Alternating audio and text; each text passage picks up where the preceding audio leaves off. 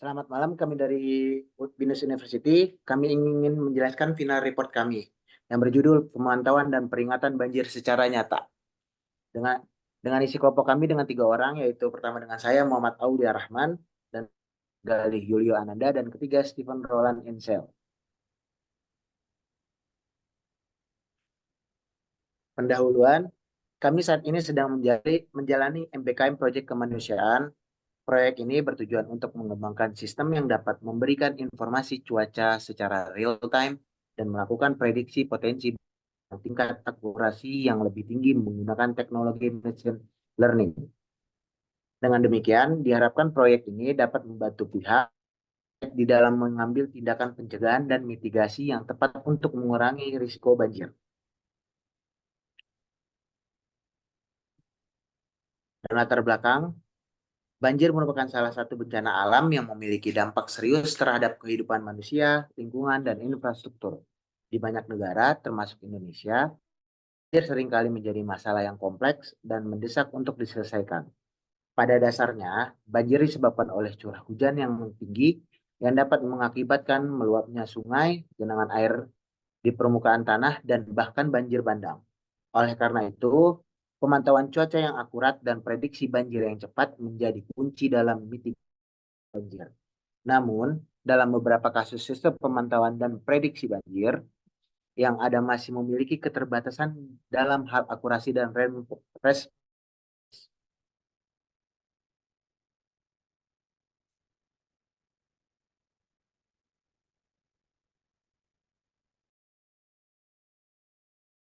Kali ini saya Stephen Lorenzel ingin menjelaskan metodologi yang kita pakai dalam proyek kita. Itu yang pertama, metodologi pengumpulan data. Kami mengumpulkan data cuaca historis dari sumber terpercaya untuk melakukan pelatihan model machine learning. Data cuaca ini meliputi informasi seperti suhu udara, kelembapan udara, kecepatan angin, arah angin, dan curah hujan. Selain itu, kami juga memanfaatkan layanan API dari Open Weather Map dan untuk mendapatkan data cuaca real time. Terus yang kedua, kita menggunakan pelatihan model. Setelah data cuaca historis terkumpul, kami melakukan pelatihan model machine learning menggunakan algoritma random forest regressor. Model ini dipilih karena kemampuannya dalam menangani data non-linear dan kompleks, serta kecenderungannya untuk memberikan hasil prediksi yang akurat.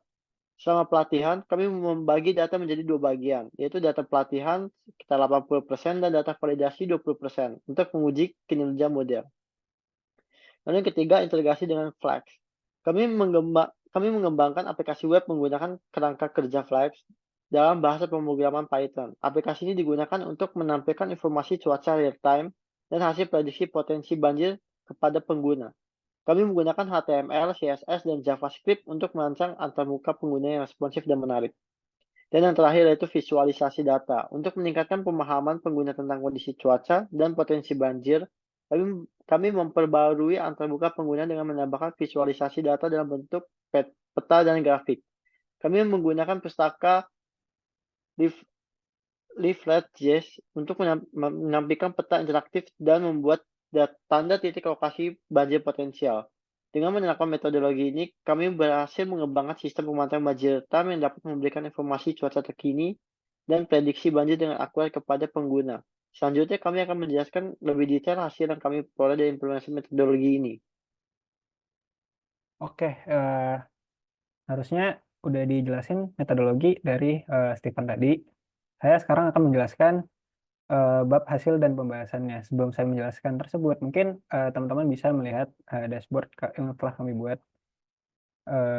Ya, mungkin ini adalah peta map interaktifnya yang disebutin sama Stephen tadi menggunakan Leaflet.js. Lalu ada weather forecasting atau weather informationnya di sini, yang dimana kayak menyesuaikan description view cloud, temperatur, humidity, ada wind speed-nya, terus ada wind direction-nya kemana. Terus lalu di bawahnya ada ini chart dari curah hujan, rainfall selama kuartal pertama di tahun ini. Ini ada kayak di Januari ada 65 kali turunnya hujan, terus di Februari ada 59 kali, terus Maret ada 80 kali, April 81 dan seterusnya. Oke, lanjut lagi kita mungkin saya akan jelasin di bab ini. Nah, yang pertama itu ada pemantauan cuaca real time. Nah, kita tuh mengintegrasikan data cuaca real time dalam penggunaannya. Hal ini hal ini dapat membantu mereka atau teman-teman untuk mempersiapkan diri kepada potensi banjir dan kondisi cuaca ekstrim lainnya. Nih, yang menggunakan map real time leaflet. Lalu ada prediksi potensi banjir. Yang di mana tuh yang tadi nih, yang di bagian ini kayak eh oh ada nih terdeteksi kalau di dekat mana nih Manggarai ya, dekat Manggarai itu ada banjir. Nah, gimana tahu ya, mungkin nanti saya mungkin bisa tunjukin codingannya. Terus ada eh visualisasi data yang dimana yang itu adalah chart. Ini dapatnya dari mana? Itu dari trend modelnya. Oke, mungkin itu dulu. Ntar kita tunjuk codingannya dulu. Nah, tadi seperti yang Stephen bilang, kita tuh menggunakan aplikasi Flash ya. Ini requirement-nya ada Flash, ada request, terus ada Pandas untuk baca CSV-nya, ada Skitlearn untuk train modelnya. Eh, aplikasi utamanya itu dia ada di file app.python-nya. Ini ada Flash-nya, terus kayak kita ada API key-nya, di sini ada untuk ngeload dari train model kita yang udah kita buat, terus ada historical data yang kita ambil, terus ada rutenya untuk nampilin ini adalah index HTML, terus ada weather-nya untuk request dari Open Weather API yang ini, gitu.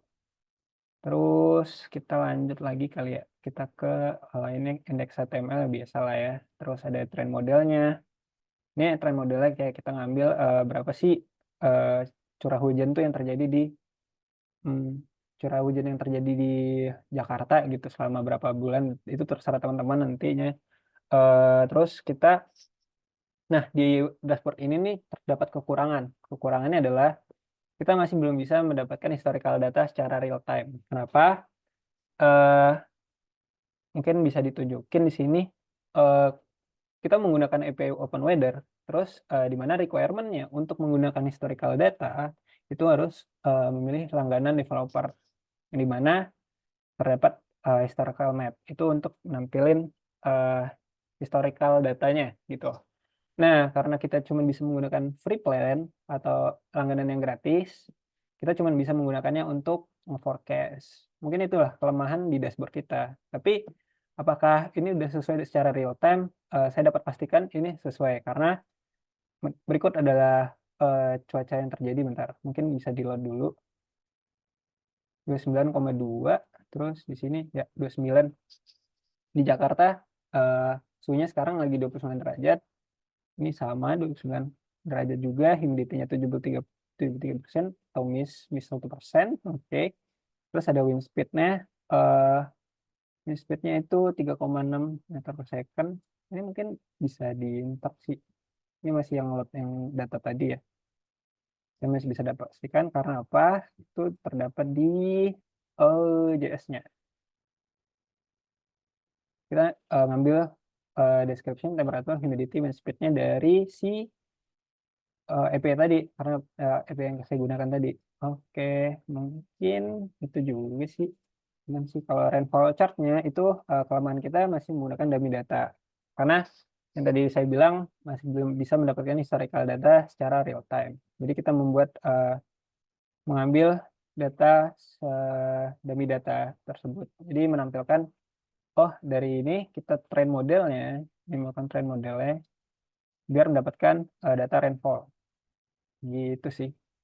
Ntar dia akan ngebuat modelnya di sini weather model.pkl ini. Terus kita tampilin di script.js-nya. Gitu harusnya. Oke, ini udah aman. Oke, mungkin kita masuk ke kesimpulan ya. Dalam proyek ini, kami berhasil mengembangkan aplikasi pemantauan banjir real time yang dapat memberikan informasi cuaca terkini dan memprediksi potensi banjir kepada pengguna.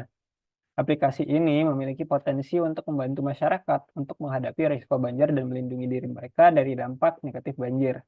Meskipun demikian, masih terdapat beberapa aspek yang perlu ditingkatkan, seperti pengumpulan data, cuaca historis yang lebih luas untuk meningkatkan akurasi model prediksi banjir. Mungkin sekian dulu dari kelompok kami, kurang lebihnya kami mohon maaf. Semoga presentasi ini dapat membantu teman-teman dalam mengembangkan aplikasi cloud monitoring lagi. Oke, secara real time mungkin bisa dikembangkan lagi. Oke, terima kasih.